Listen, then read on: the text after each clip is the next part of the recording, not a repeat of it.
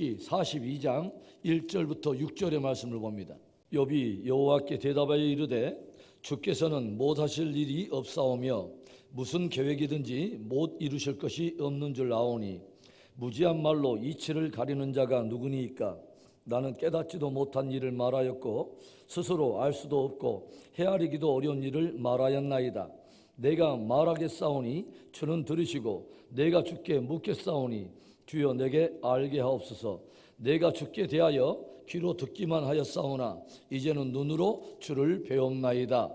그러므로 내가 스스로 거두어드리고 티끌과 제 가운데서 회개하나이다.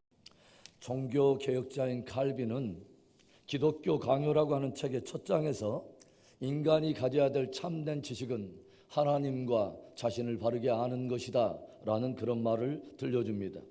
인생의 모든 문제들이 결국 그 근원을 파고 들어가면 결국은 하나님을 바르게 알지 못한 것과 자신을 바르게 알지 못하는 그 문제와 연결되어 있다고 하는 것입니다.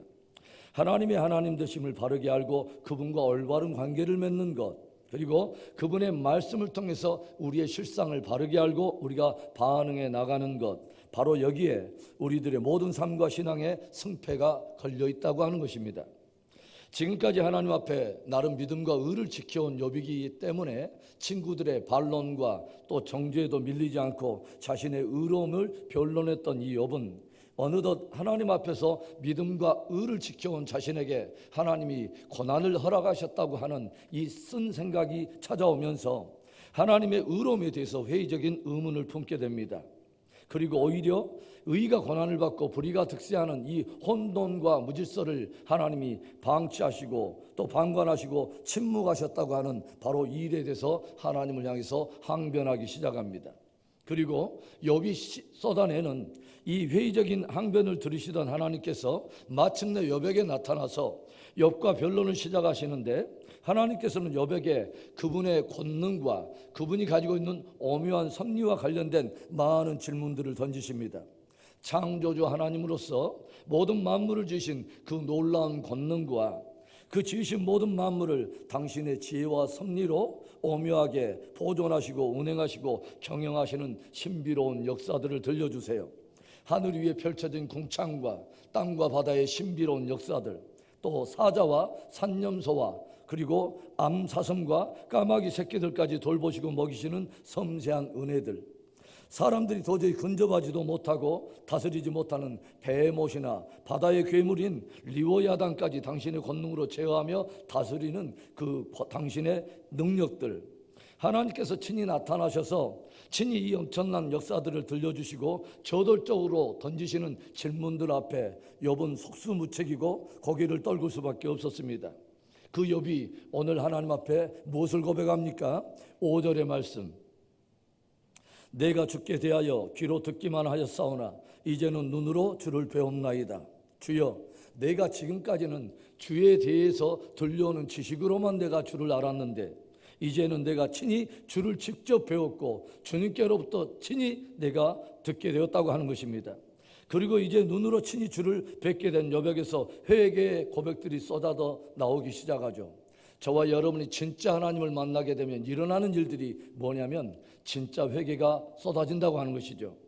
그렇다면 오늘 눈으로 직접 하나님을 보고 직접 하나님께로부터 듣게 된 욥이 하나님 앞에서 회개한 것이 무엇일까요? 첫째로는 전능자 되신 하나님의 주권을 거스린 것을 회개하나이다 고백하고 있습니다.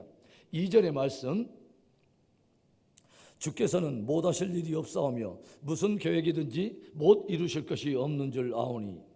욥이 고난을 당하면서 은근히 회의를 품게 된 것이 무엇이었습니까? 하나님은 눈앞에 펼쳐지는 이 무질서와 혼돈과 이 모든 일에 대해서 침묵하며 방관하시는 것이 아닌가? 그렇다면 하나님은 이 역사에 대해서는 관심이 없으시고 저 피안의 먼 세계 속에서 오히려 그냥 침묵하시며 방관하시는 하나님은 아니신가? 아니라면 혹 그 하나님은 이 모든 무질서와 혼돈을 제어하거나 다스릴 수 있는 힘이 없는 무능한 하나님은 아니신가? 은근히 회의적인 의문을 갖게 되었다고 하는 것입니다. 사람들이 여러 문제와 고난을 만나게 되면요, 쏟아내는 불신의 말들이 무엇입니까? 과연 하나님은 어디 계시냐는 거예요. 과연 하나님은 살아 계시냐? 살아계신다면 어떻게 이런 일들이 있을 수 있느냐, 왜 이런 문제를 풀어내지 못하시는가 하는 그런 문제들.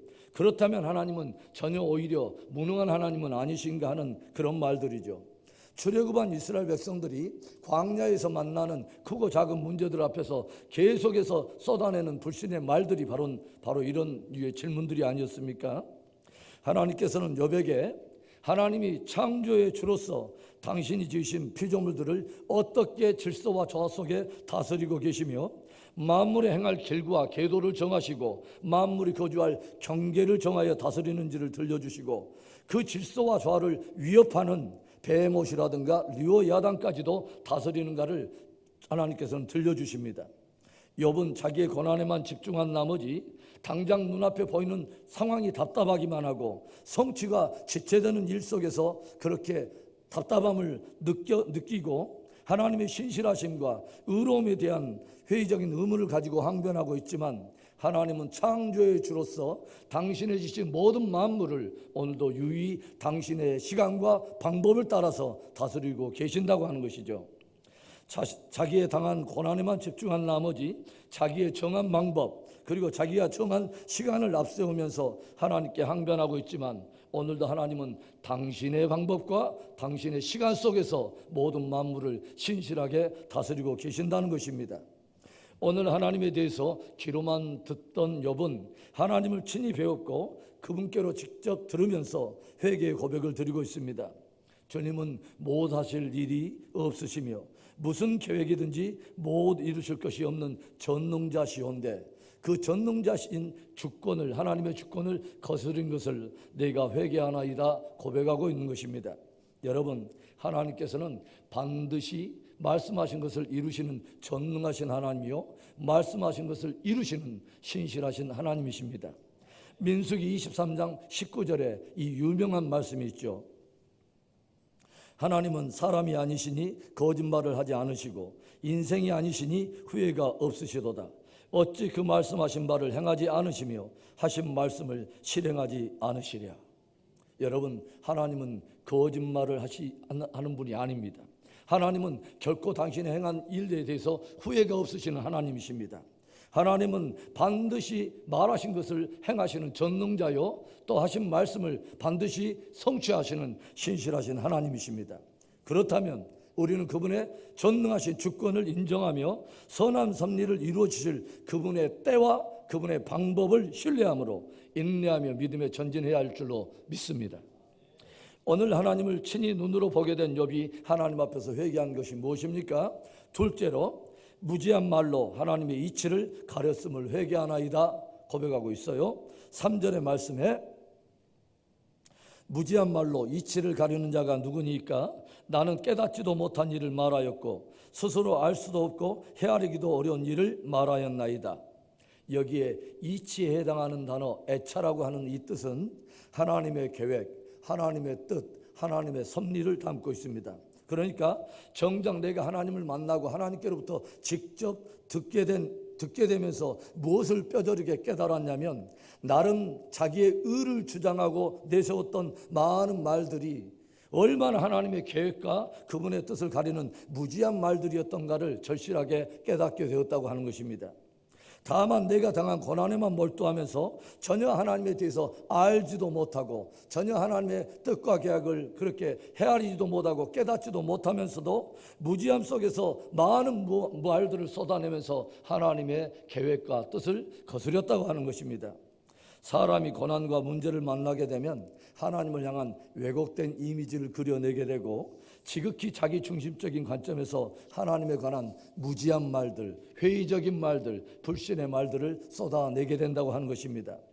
우리는 특별히 고난을 당할 때, 또 문제를 당할 때 섣불리 무지한 말들을 쏟아내지 않도록 우리의 입술을 지키는 지혜가 있어야 합니다.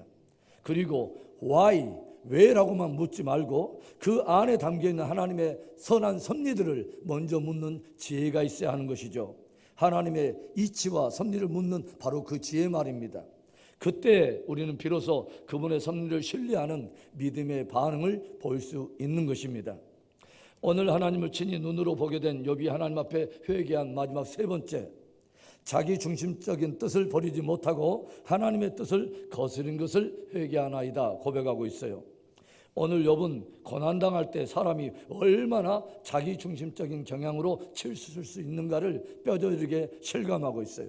그리고 지극히 자기 중심적인 비좁은 사고로 하나님과 그분의 뜻을 왜곡할 수 있다고 하는 것을 절실하게 깨달았습니다.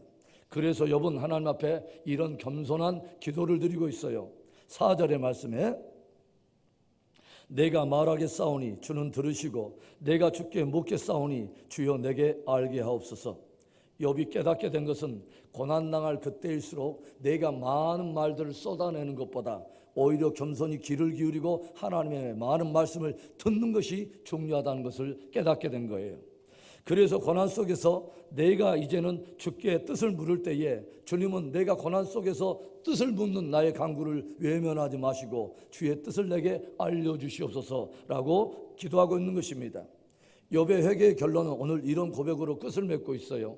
6절의 마지막 말씀에 그러므로 내가 스스로 거둬들이고 티끌과 제 가운데서 회개하나이다. 하나님, 이제는 내가 하나님 앞에 쏟아냈던 그 무지한 말들, 그 회의적인 질문들, 그 잘못된 불신의 말들을 다 거둬들이고 티끌과 제 가운데서 내가 회개하나이다. 주여, 내 모든 뜻을 다 접고 이제는 하나님의 뜻을 받아들이나이다. 하나님의 선한 뜻을 이루소서라고 기도한 것입니다. 2017년에 세상을 떠난 미국의 여성 지도자 바바라 존슨이라고 하는 한 여인의 이야기를 여러분 아십니까? 평범한 주부였던 이 여인에게 갑자기 뇌종양이라고 하는 충격적인 질병이 찾아오고 엎친 데 덮친 격으로 남편이 교통사고로 식물인간이 되고 말았습니다. 설상가상으로 첫째 아들은 음주운전한 트럭에 치여서 사망하게 되고 둘째 아들은 동성애로 인해서 가출을 하게 되고 마지막 막내는 베트남 전쟁에 파병이 되어서 전사해버리고 말았습니다. 연속되는 절망적인 이 상황 속에서 그녀는 하나님을 간절하게 붙들게 되었고 그 간절한 하나님을 만나게 되면서 이런 제목의 책을 조술하게 되었어요. 자신이 가장 고통 중에 있다고 생각하는 이들에게. 그 책 제목이 그것입니다. 자신이 가장 고통 중에 있다고 생각하는 이들에게. 그 책에서 바바라 존슨은 이런 말을 들려줘요. 고통과 절망의 문제는 사실 상황이나 환경의 문제가 아닌 결국은 그것을 바라보고 반응하는 자기 관점의 문제이다. 이런 말을 들려줘요. 결국 문제와 크기는 다를 수 있지만 결국은 고통과 절망의 문제는 하나님을 내가 어떻게 바라보고 있고 하나님께서 내가 당한 이 문제를 어떻게 다루실 것인가 하는 하나님을 향한 우리의 믿음의 관점의 문제라고 하는 것입니다. 오늘 욥은 자신의 모든 뜻을 거둬들이고 하나님의 신실한 뜻을 받아들이며 회개의 열매를 맺고 있어요. 아버지여, 내 뜻대로 하지 마옵시고 아버지의 뜻대로 하옵소서라고 외쳤던 예수님처럼 저와 여러분에게 자기 중심적인 나의 뜻이 아니라 하나님의 뜻을 마음에 담고 하나님의 뜻을 마음에 품는 성숙한 믿음의 열매가 있기를 축복합니다. 하나님을 더욱 깊이 알아가는 은혜, 하나님께로부터 더욱 깊이 듣는 은혜, 자기 중심적인 나의 뜻이 아니라 신실하신 하나님의 뜻을 깊이 품으며 성숙하는 그 깊은 은혜, 보배로운 은혜가 우리 모두에게 있기를 주의 이름으로 축원합니다.